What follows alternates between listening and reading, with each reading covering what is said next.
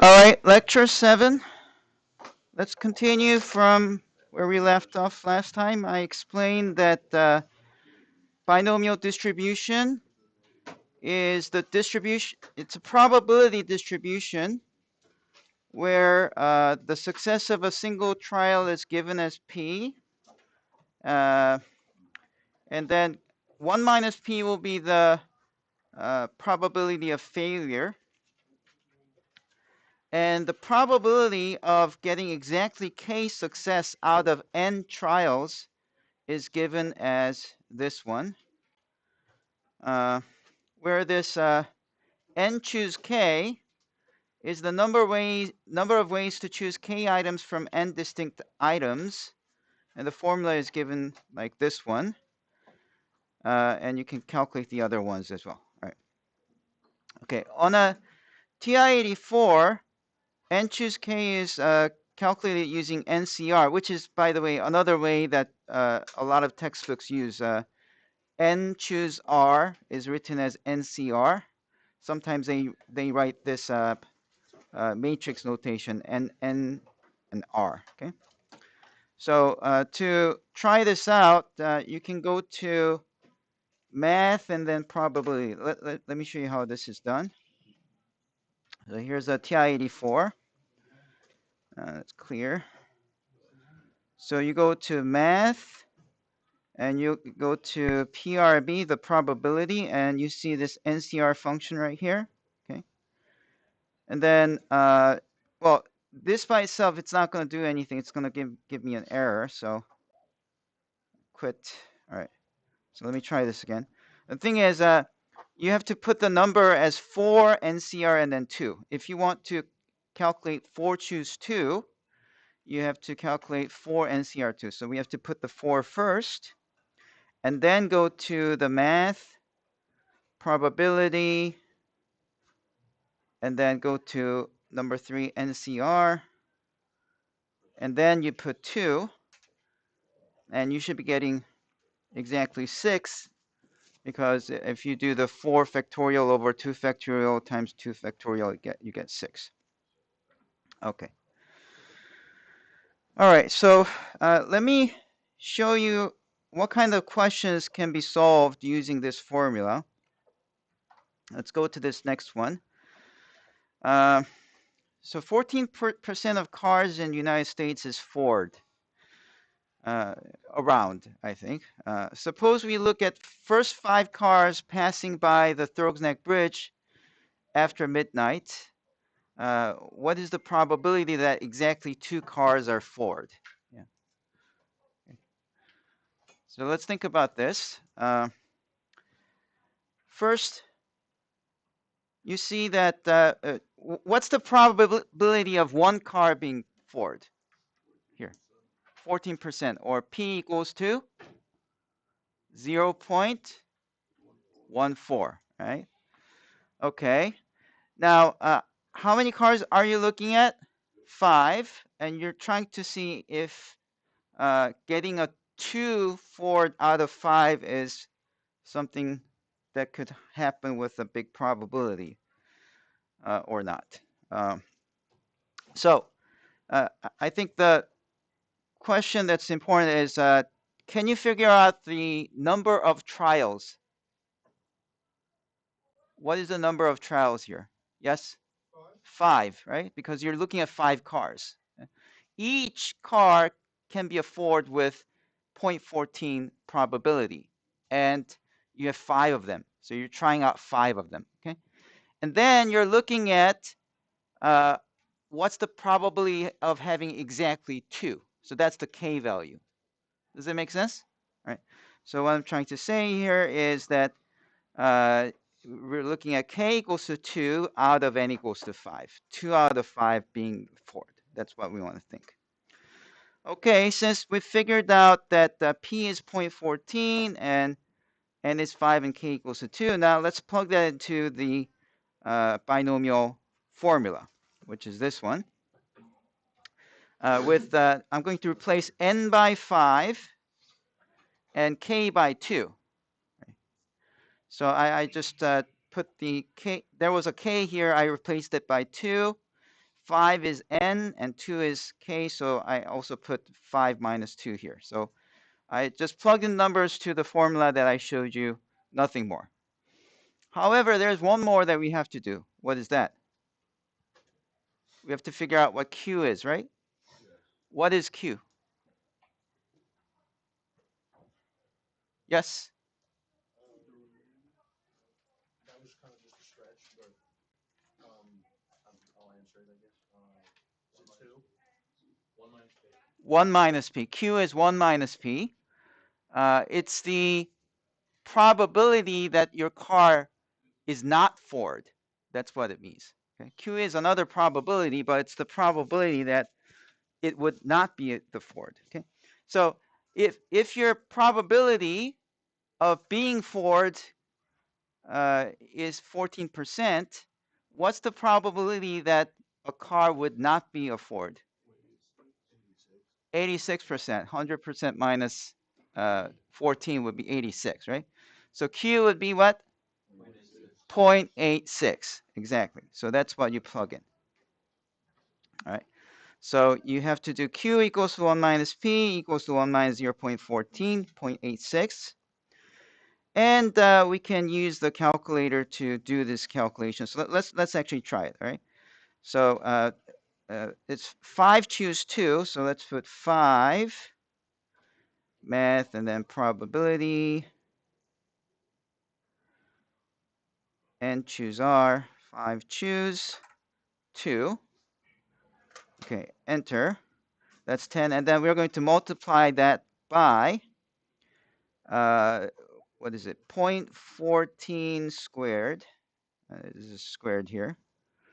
Okay, and then times we have 0.86 to the power of 3 because 5 minus 2 is 3.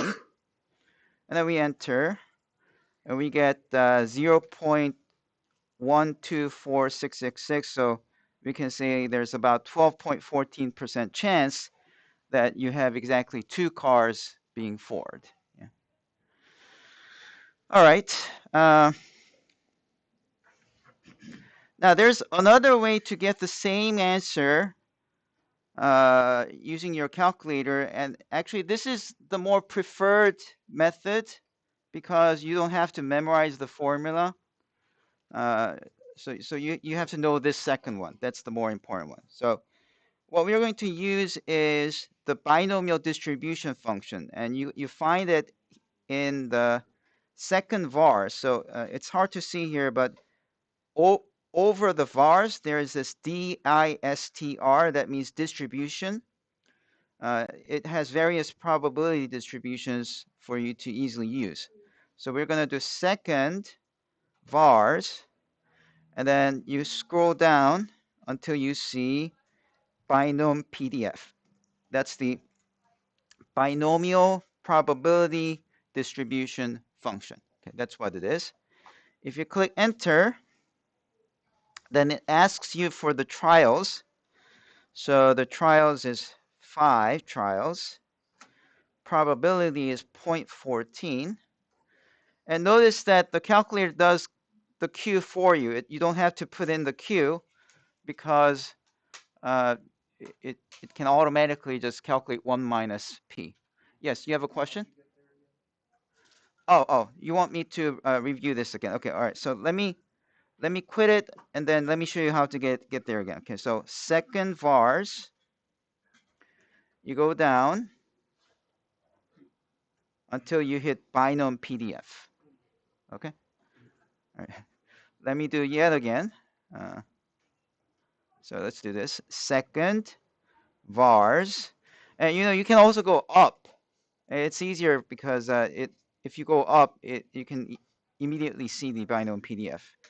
So you click enter, and the number of trials is 5.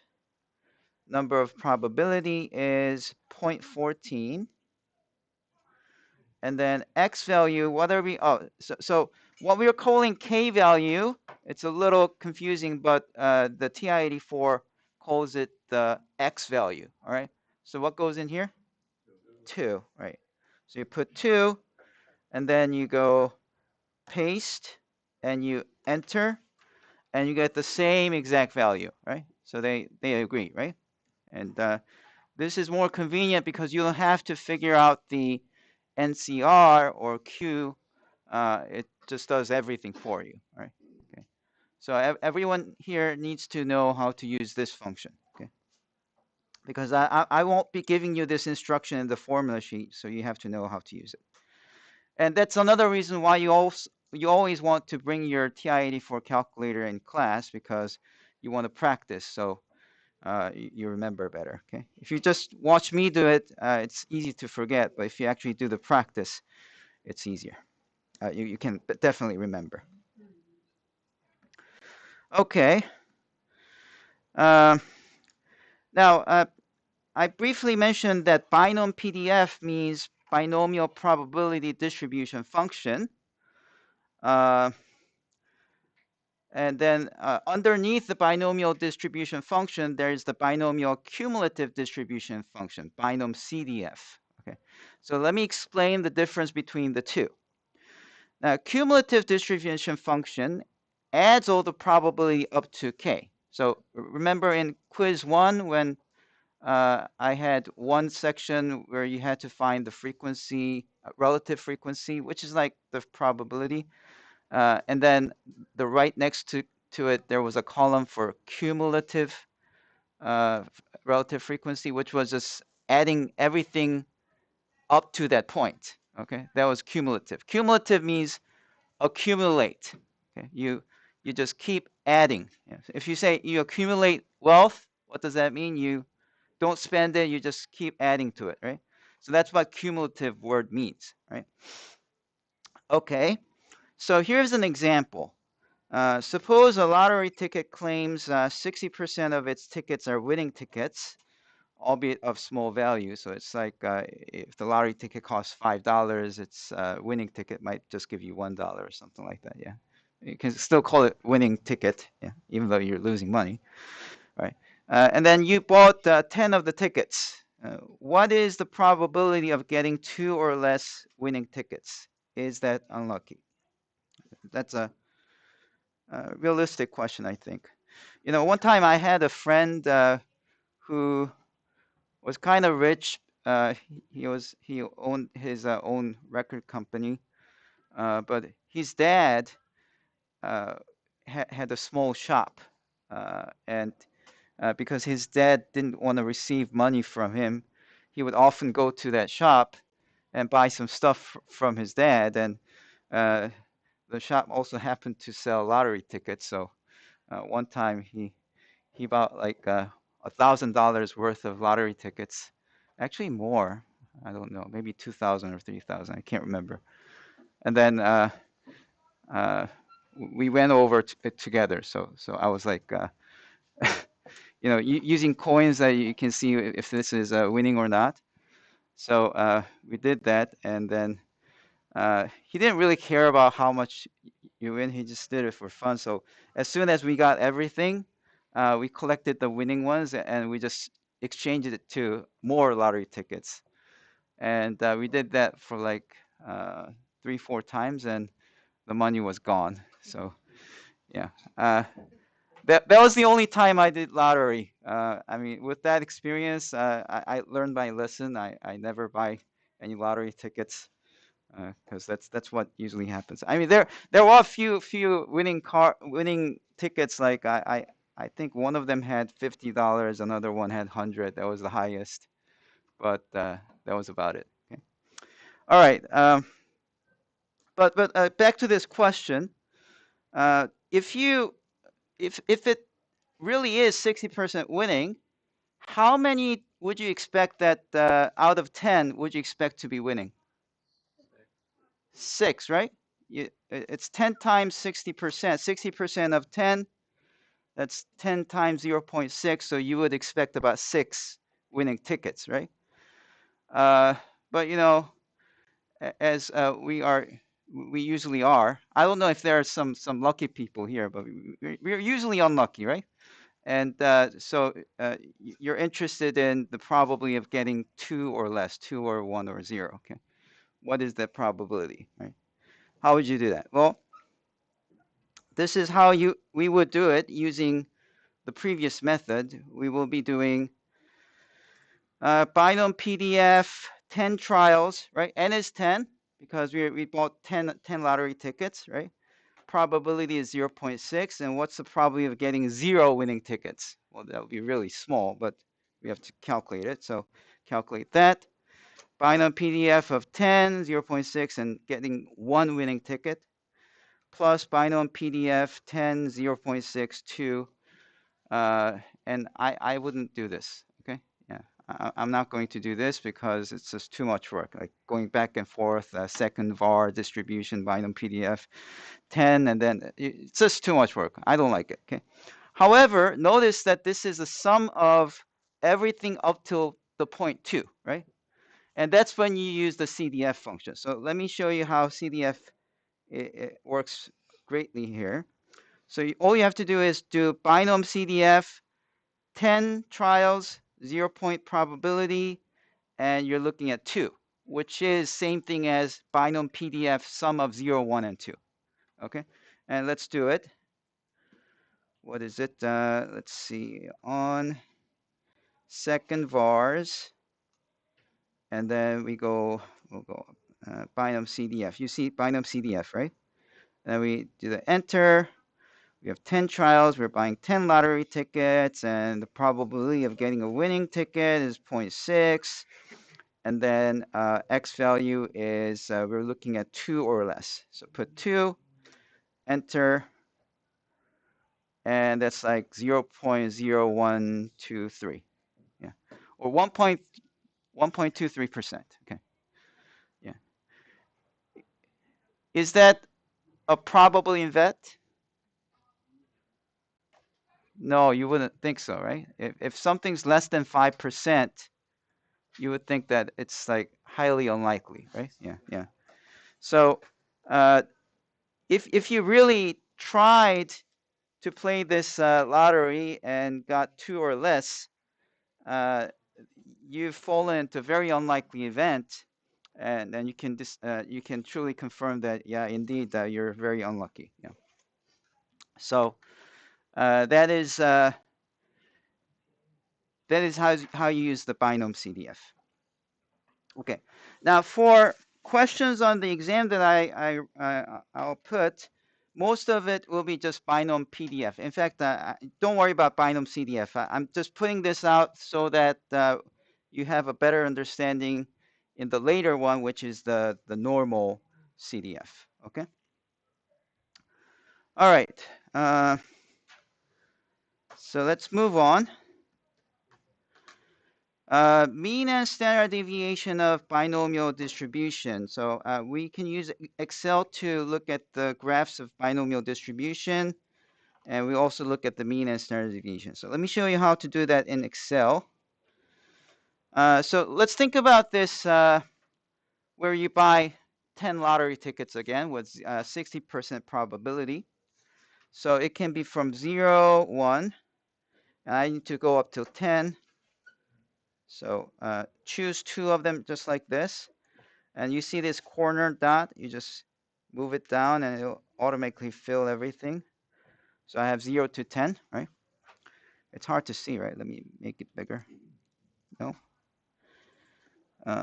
View, zoom, no. Zoom maybe 150%. Okay, that's better. All right, so now what I'm going to put over here is I'm going to put binomial distribution. So I type binom, and it says binom dist and binom dist range. And the one that we are just going to use is the binomial distribution. And you might be questioning whether this distribution is probably the PDF or the cumulative distribution, the CDF. And it has this option as true or false at the end. So it's a little confusing to use, but it's basically the same. So, but by the way, if you look at the description, the X number comes first, and then the number of trials goes next, and probability is the last one. So looking at that, so let's try that. We want to see how many you get if you have 0. So I'm going to click that one as A1. And then the number of trials we had was 10 lottery tickets. And what was the probability? 60%, right? Okay, 0.6.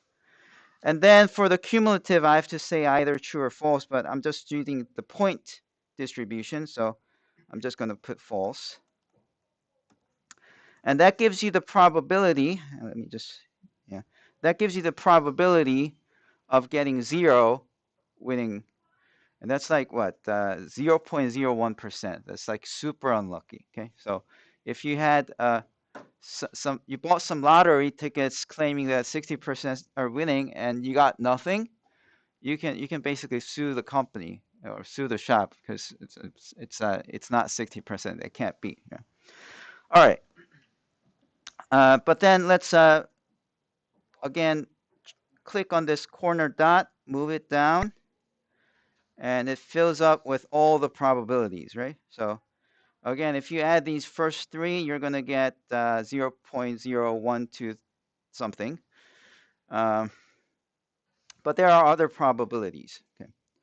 Now, what I'm interested in here is the expectation value.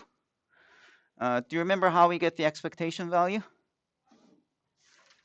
How do you get the expectation value if you have the variable and the probabilities? Yes? Yeah, it's the sum of the value times the probability. So all you have to do is over here, set it equal to this times this, okay? So you multiply the value times the probability, and then you do it for everything. And once you have them, now all you have to do is sum. You add them up. So let's add them up. Enter. You got 6.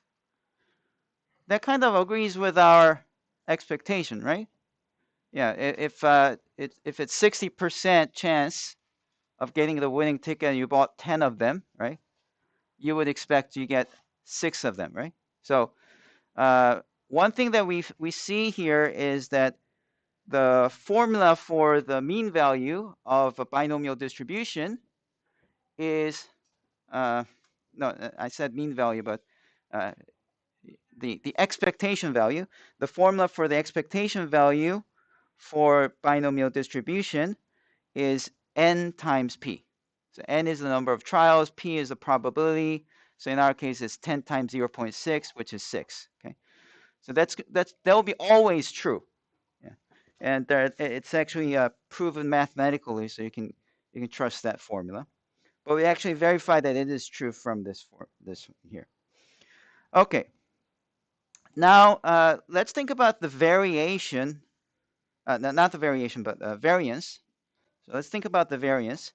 Variance is how far each data point is removed from the mean value, right? So what we want to know is this will be equal to, we want to calculate how far this value is away from the 6, because 6 is the mean value, right?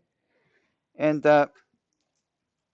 first of all, we want to add this, but we can't add plus or minuses because they're going to cancel. So we want to make this positive. How do you do it? How do you make everything positive?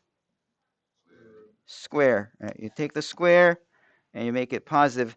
And see, this right side is like the relative frequency. The probability is like the relative frequency. So if you have frequencies, relative frequencies, you have to multiply that as well. So I'm going to multiply this one, and you get this value. And then again, I'm going to calculate everything. So all of these will be just each value minus 6, and then you square it and then multiply by the probability. And then if you add them, you're going to get 2.4. And that actually has another shortcut as well. So mathematicians figured out that the quick way to get the variance without having to go through all this when you have a binomial distribution is that variance is just simply the NP times the Q. So variance is NPQ. What's our Q here in this context? Can anyone tell me the value of Q here? 0.4, because 0.6 is P, Q is 1 minus P, right? So it's 0.4. If you multiply 0.4 to 6, 6 times 0.4 is indeed, it's 2.4. So although I showed you with this Excel file, you can easily calculate this just by using that formula. Right, so I put that into slides. So let's see. Here is what we learned. Okay. So first of all, let's talk about the notation of the binomial distribution. So a binomial distribution of n trials with probability p is written mathematically as b and p. And when I say B and P, it's not referring to each individual, but I'm talking about this entire table. This entire table of values, not just for x equal to 0 or 1 or 2. I'm talking about everything with x equal to 0 until 10. If you put all of these as the entire table is called the binomial distribution, and the symbol for it is B and P. Okay. And if a random variable x follows this B and P, we use this tilde. Okay, so we say x twiddle B and P means that x is a random variable that follows B and P. So in our context of the lottery with 60%, the number of winning tickets out of 10, which we call as capital X, would be following this binomial distribution, B of 10 of 0.6, okay, which is given by the table that I just showed you, this one here. Okay. And then if you want to find the mean value or the expectation value, so they're the same thing. Mean value and expectation value are the same thing. And it's written as E of x, and that formula is just simply NP. Yeah. You remember in the last lecture I showed you that expectation value is sum of xi times pi. Yeah. If you have a table of a probability distribution that's not binomial distribution, then you actually have to use that formula. But if after showing you the table it says this is actually a binomial distribution, then you don't even have to do that. You can just say NP, done. Yeah, it's kind of nice. Right? And the variance is NP times Q, as we observed here. Okay, and because sigma, the standard deviation, is the square root of the variance, that means sigma will be square root of NPQ. All right. I think I'm just going a little fast. Do you have any questions? Are you getting this? You're not getting it? No. Then you should have a question. Is there any part that you want me to explain again? You know, let's. Wait, Yes. can we go over all the formulas that we need for it, like all the specific ones, like? Okay, so you wanted to know formulas that we need to know so far. Okay, all right. So for, wait, so let me finish that real quick, please. Thank you. huh? I'm just gonna finish. You know, I'll be uploading these slides on Blackboard, so don't worry too much about writing. Yeah. Okay.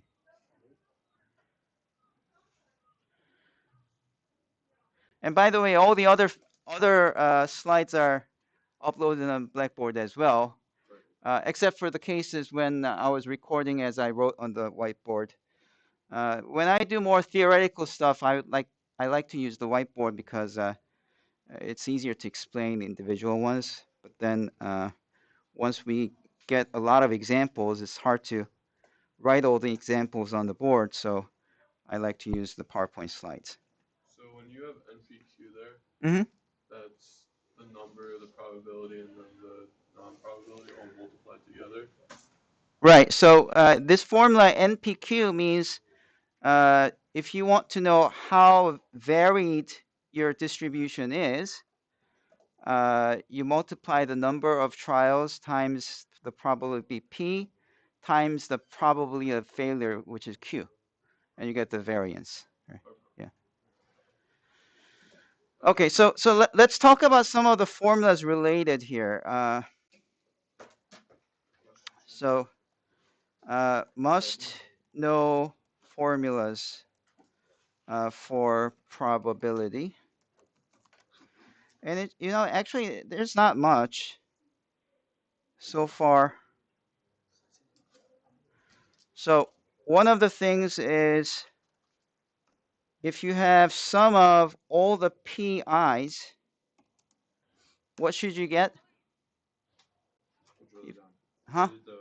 One. All the sum of all the probability should be 1. And then you have expectation value of a random variable is calculated by sum of xi times pi. So it's the value, each value that the random variable can take times the probability that that can happen. Okay, you multiply that and add them, then you get a value which is same thing as like taking the average if you actually tried this, tried out just selecting this x many times. So when you say you have a random variable, that means if you try it, you get one of the possible values. So if you say x is a random variable following this distribution, you immediately know that x can be either 0 or 1 or 2 or 3 or until 10. Okay, it's one of these 11 values, right? And you also know that 6 is the one with the most probability, right? Because it has probability of 0.25, right? So you can do the following. You can buy the 10 lottery tickets 10,000 times, okay?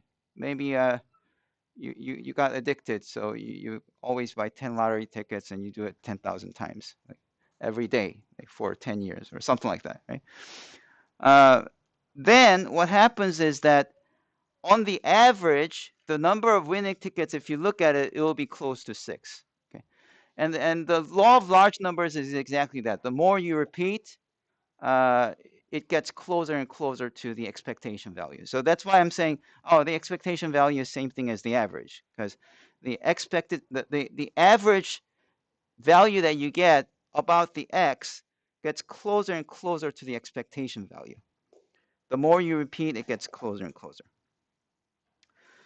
All right, and then and that's it. The only other ones that we mentioned right here is that if x follows the binomial distribution of n trials with probability p, then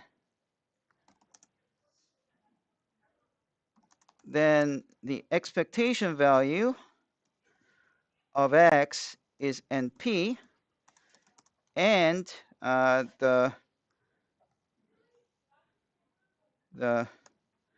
variance, and by variance it's again the same concept. You take the value of x and then subtract by the mean value, square it, and then you keep adding that quantity and you take the average of that quantity. So if you did this for 10,000 times and you got different values of x, and you did x minus 6 squared, and then you added everything and divided by the total number of trials, you will get a value close to what I write here, which is NPQ.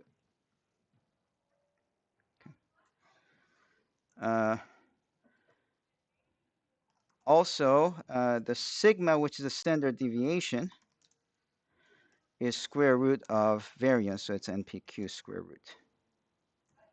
Okay. Now, I think we should do another example of B and P just to make you more comfortable about this idea. So let me do a classical one.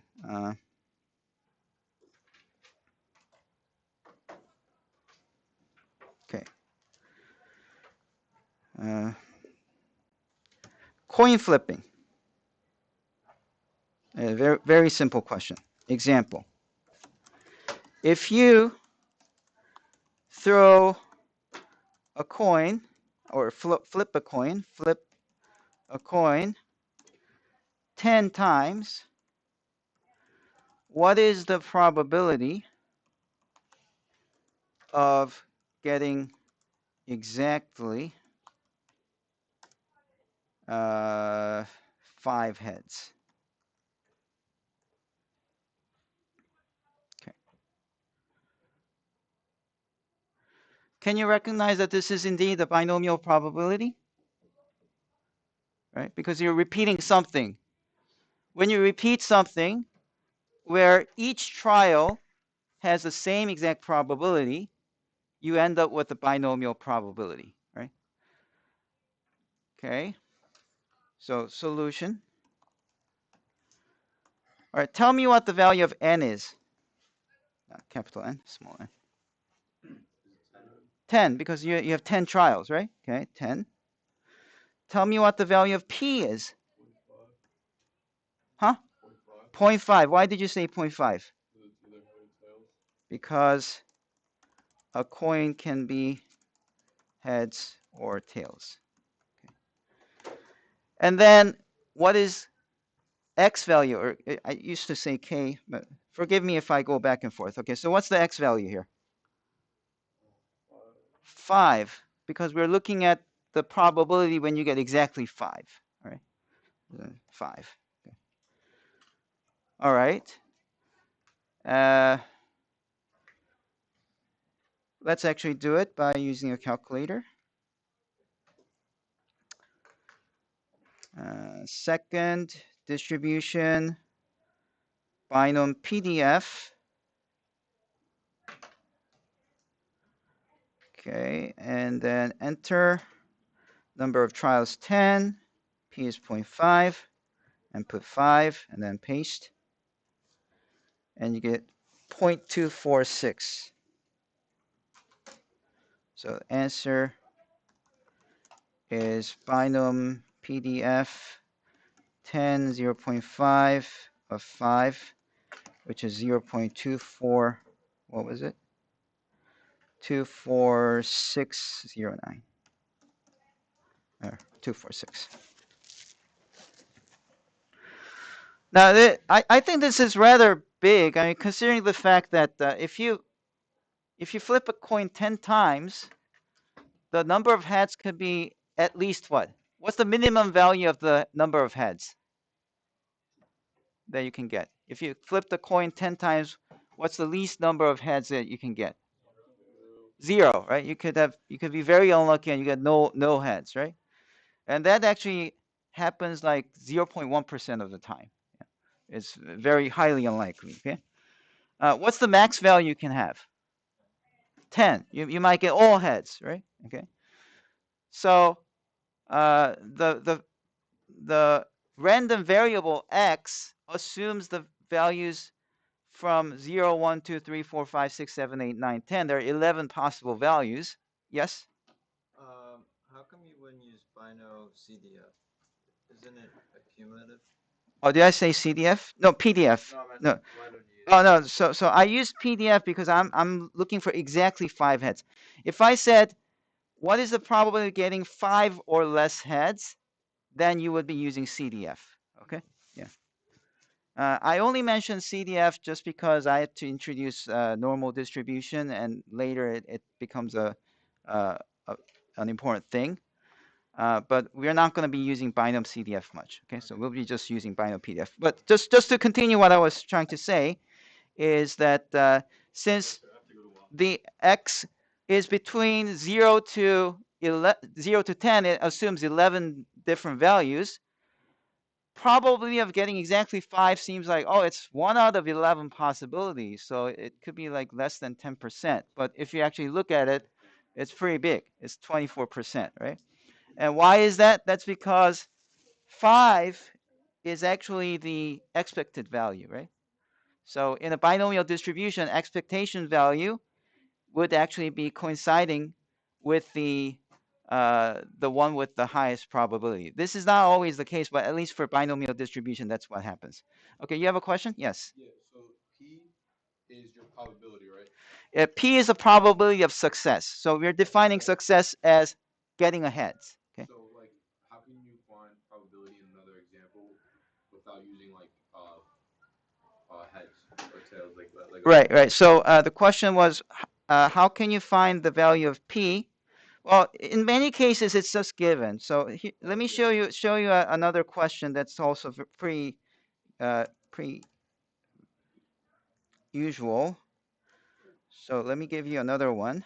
So Professor, Yes. to spin off like to that question, would it be like if you had like the six-sided dice, the probability would be like 0.16, with like 1/6. Yeah, yeah. So if you were throwing a dice, then it's 1/6 per the number. So there are cases where you can figure out the probability P from the problem. If it's a dice, it's like 1 out of 6. If it's a coin flip, it's 1 out of 2. But here's a question that's more practical. So uh, suppose suppose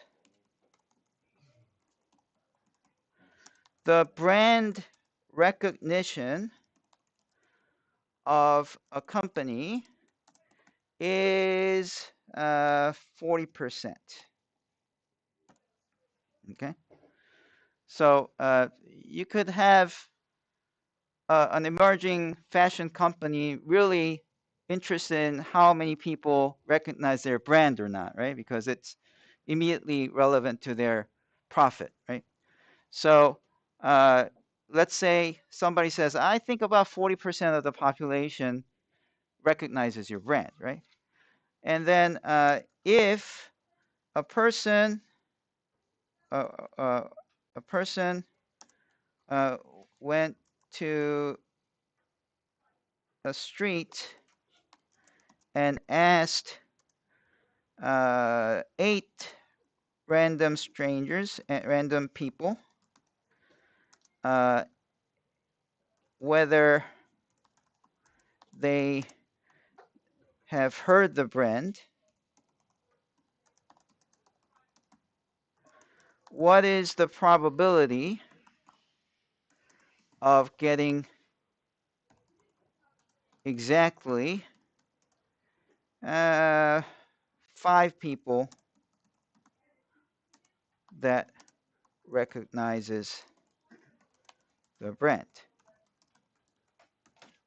Okay, so let's think about this one. All right, and as with these type of questions, the first challenge is to see this question and see that, oh, this is actually a binomial distribution question. Okay, so that's the first thing that you have to see. And the next one is you have to figure out what n is, you have to figure out what p is, and you have to figure out what x is. All right.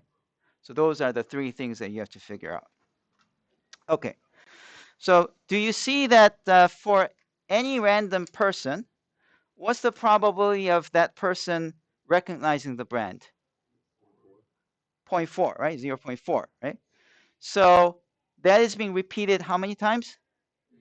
8 times. You're trying this out for 8 times. So indeed, it's a binomial distribution. Does that make sense? Good, good. All right. And then what would be the value of n?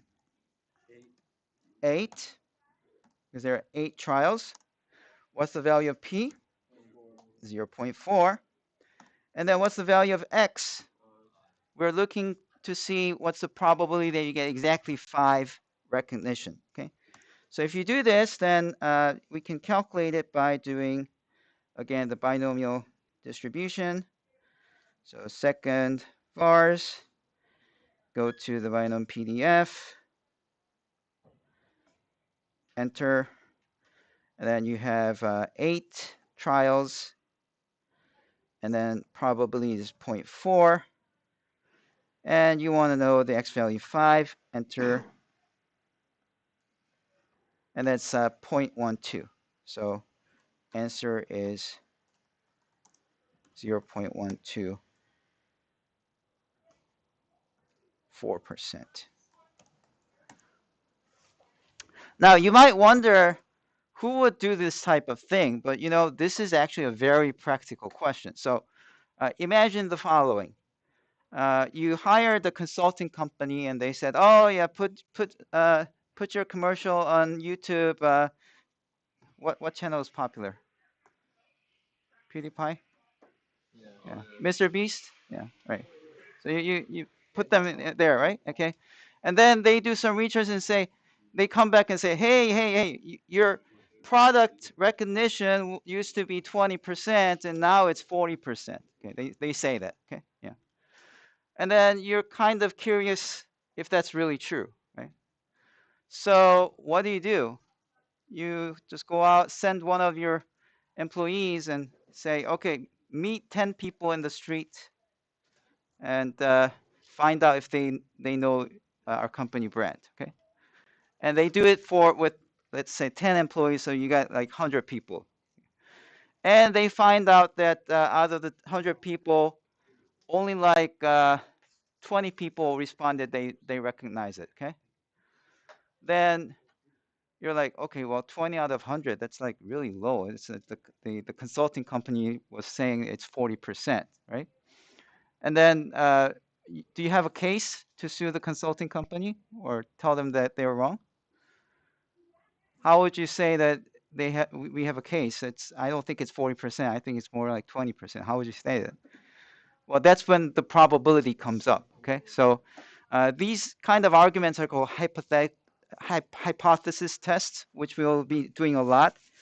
And it goes like this. You calculate the probability of getting like 20 or less people recognizing your brand, even though the general population, about 40%, knows the brand. Okay, and if you do the calculation, you can show that that's actually really, really low.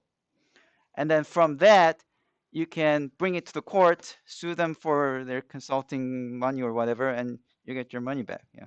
So it's actually pretty good. I mean, if you can prove with some statistical analysis that some other people are lying to you, then it's actually profit. So, you know, statistics is probably the most lucrative kind of math. If you had to learn just one math to earn a lot of money for your company, that's statistics, right? All right. So hopefully these two examples kind of gave you a better idea of what binomial distribution is. Let me move on. Okay, now let's think about the normal distribution. All right, so let's go back to our lottery ticket, and let's think about the following situation. What if instead of buying 10 lottery tickets, so I'm going to erase most of them. What if we wanted to know what happens if we bought 50 lottery tickets? Okay, yeah, hopefully you don't do that. You're just going to lose your money. But if let's say we hypothetically bought 50 lottery tickets, okay, so we can just go down all the way. Went too much. Let's see, where is it? Right here. Okay, that's 50. Right. So we got 50, 0 through 50, and then we're going to do the same thing, except that we have to change now n value as 50. So it's a 0. Getting 0 winning tickets out of 50 would be very, very low. Okay, but anyways, you do this, and oh, I should have shown you the graph before. Just a minute. Let me do the old one again. 0, 1. It's I shouldn't have deleted this one. Binomial distribution. No.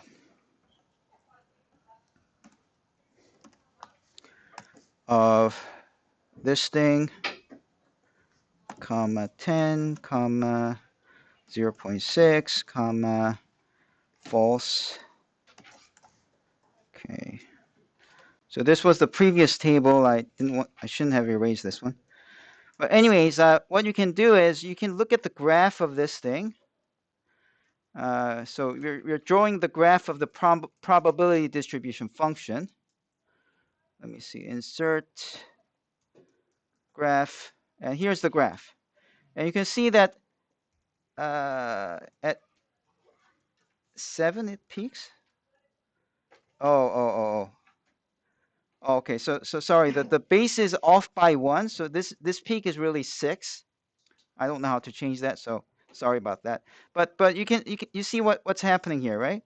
So you have a probability distribution which peaks at the expected value 6, but then as it gets further away, you have less and less probability, right? Now let's see what happens if we do the 50 of them. So here's all the 50 case. So 50 lottery tickets with 60%. Let's draw the graph. Okay, beautiful, right? Okay, do you see that if we increase the number n to a bigger and bigger value,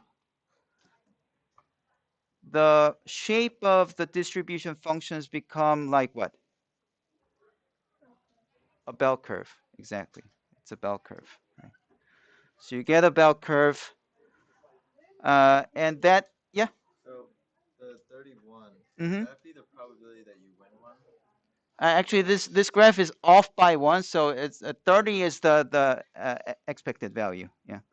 So if you buy 50 lottery tickets and the probability is 0.6 times 50 would give you 30. Mhm. So that's why it's 30. Okay. All right. So that's actually what I'm trying to say here. Okay. So the important thing here is that if you have a binomial distribution satisfying these two conditions, NP bigger than 5 and NQ bigger than 5, it's called Allega rule. You don't have to know this, okay? But you know, we know that the expectation value is NP, and the sigma, the standard deviation, is square root of NPQ, right? It can be approximated by the normal distribution. This is the bell curve distribution. And there's an exact formula for this bell curve distribution, which is this one. And there's a very hard theorem that shows that B and P becomes like N mu sigma with this, again, which you don't have to know, right? But what I'm trying to say here, the important thing is, the reason I'm talking about this one is that you have to know that normal distribution appears a lot in real life, okay? So we talked about the bell-shaped distribution and the empirical rule. What was that? Empirical rule says that if your distribution is bell-shaped, then there's the 68, 95, and 99.7 rule, where within one standard deviation, 68% of the data is included in there, right? So, so that thing, when we were talking about that, you were kind of questioning like, why do we have to know this? Because it only applies to bell curve distribution.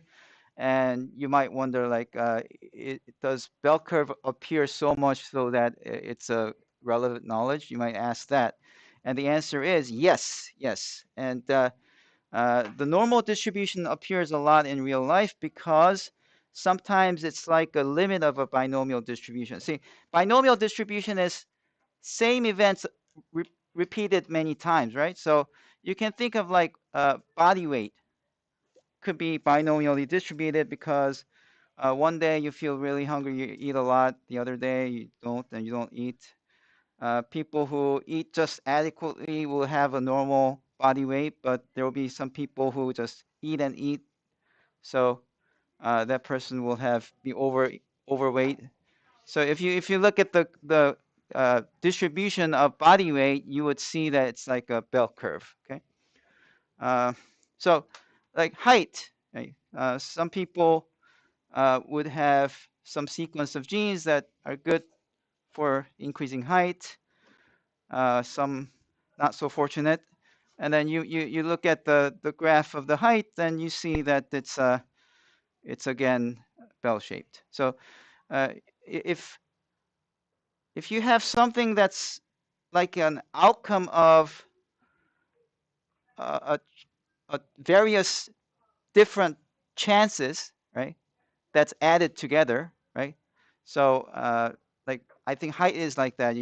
It's not just one gene that's responsible for the height. It could be like several different genes, and if you have the right combinations, then you're tall, and if you don't have it, then you might be short. But a lot of people have like just the right mixes, so you have a normal height. So that would be like a normal distribution. Okay. Now, but on top of that, there's another source of normal distribution, which is called the central limit theorem, and it works like this. Let's say you have some distribution. Okay, so distribution of income. Okay. Now we know that income distribution is not normally distributed, and I think the part of the reason is like you can get lucky and suddenly get really rich quickly, right? Or some people might invest their money in the wrong way, or get into an accident, or get sick and suddenly lose all their belongings. So it's like it's not like incremental in the way we have wealth or not. So you end up with a distribution that's not so normal. However, if you took 10 households. So if you look at individual household wealth, it's not normally distributed. But let's say you take 10 households from here, 10 households from another. So you just randomly pick groups of 10, and then take their average values, whoever they are, okay? Just average values of the wealth, and then look at the distribution of 10 households average, then it will look more normal. And in fact, the more bigger your sample size is, you end up with more and more normal shape. And that's what's going to happen. Okay. I would love to do a Python code to show you that, but we don't have time for that today, so we'll not do it. So here's an important special normal distribution. The normal distribution with the mean value 0 and standard deviation 1 is called the standard normal distribution. It's written as N01. And if you have any kind of bell curve with mean value mu and standard deviation sigma, then you can calculate the z-score, which is z equals to x minus mu over sigma. I talked about this before. We will not be doing much calculation with this one, but in the next lecture, I'll show you how to do this, okay? So we'll do more examples, but all you have to know here is that there's something called the z-score. We'll make use of the formula later, so you'll get accustomed to it later, but just remember the word z-score. And there is the standard normal distribution, which is the mean value 0 and standard deviation 1. And what the z-score does is that if you have any random variable x that follows the bell curve, then transforming it using the z-score makes z to follow the standard normal distribution. Okay. So if you know the standard normal distribution, that means you know all the normal distribution. So and that point again, we will have to work with examples for you to fully understand. So but I'm just throwing this out there so that you can kind of see why the standard normal distribution is so important. Okay. All right. So take a moment to look at the sheet I gave everyone. Okay. And let me explain what this is. This gives you the probability. It's a cumulative probability. Okay. That's why I was talking about cumulative, which means it gives you all the probability until that point. Okay. Now, why do we not use PDF for normal distribution? Well, normal distribution is what we call a continuous distribution, and here you have basically so many possibilities that under one point, the area is almost 0. See, In a continuous distribution, the area gives you the probability, and at a point it gives you just almost 0, so it doesn't really give you anything. So all right, so let's look at how to read this graph. Okay, so if you want to know the probability that a z, which follows the normal distribution, when you say z, it follows the standard normal distribution. If z follows the standard normal distribution, what is the probability that z value is less or equal to 0.43? So how do you read it? You see 0.4 here, right? And you see 0.03 here. Add these two, what do you get? That's 0.43, right? So this is the value. You get what I'm saying? So let me ask you that again. Okay, so you get 0.66640. Let me ask you another question. Okay, what is the probability of getting 1.09 or less? Look at this table. So what value here plus what value here gives you 1.09? It's 1.0 on this side. What about here? 0.09, right? Where do they meet? Yes, it's 0.86214. Easy, right? Okay. Now let me give you a curveball now. What is the probability of getting 0.62 or more? So notice that I didn't ask, like previously it says 1.09 or less, and that's actually quietly in accordance with this title. It says standard normal distribution. The table values represent area to the left of the z-score. Area gives you the probability, and it's the left of the z-score. So when you say z less or equal to 1.09, it's 1.09 here is, and z is left of it, so you can shade it this way, right? Since if I draw it here, it crashes. So let me draw it here. So I'm saying this. You have 1.09 right here. 1.09. So hard to draw. Okay, and then it's left of it, so you're really shading. You're really shading this much.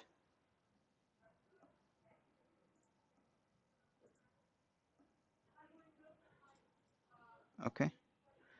And this area, according to the table given there, so let me paste it over here. So this area, according to the table given there, is 0.86. Right? There's 86.2% chance that if you draw a random variable following the standard normal distribution, it gives you a value of 1.09. That's what it means. Okay. All right. But look, what are we trying to do here? Rather than to the left of it, z is now on the right side of 0.62. So let me show you what that means. That means, let's first draw the 0.62. So let's say this is about 0.62. 0.62. Actually, this is an important point. You have to try to listen. This is 0.62. And then we're trying to look at the right side, right?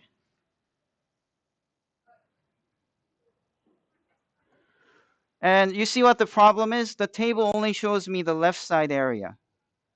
So how can we get the right side area? Yes? Huh? No. All right, so here's an important thing that you have to know. The area under the curve corresponds to probability, and the entire area under the standard normal distribution is 1, because that's the probability, right? And it is symmetric, so the left half side will be 0.5, okay? knowing all this, can you tell me how to get, well, first of all, we know that probability of z being less than 0.62 is what? Let's look here. 0.62, 0.73237. Okay, then how would you get this one? Huh? 1 minus. Perfect, perfect. Yeah, if you know that the entire area is 1, and if you know that you're trying to calculate the right side, not the left side. So if you do this one, right, then you would be doing 1 minus 0.73237. Okay, and what is that? That's 0.26763. Okay, so that's the value. That's the area that's that I painted as in yellow. All right. Okay, so bear with me. We have like 2 more minutes. So let me show you a little bit more. What if you have the area between 0 to 0.62? What would that be? 0 to 0.62. So we do. Okay, so we're talking about from between 0 to 0.62 right here. See, we know that the entire area is 0.73 something, right? But you have to get rid of this much. You have to get rid of this left side. How much is this area? How much is the left half area? 0.5. So in this case, you do point, so 0.73237 minus 0.5. So you get 0.23237. Okay, so that's how you make use of it. Okay, so next time we are going to do more examples of this so you can get comfortable with this.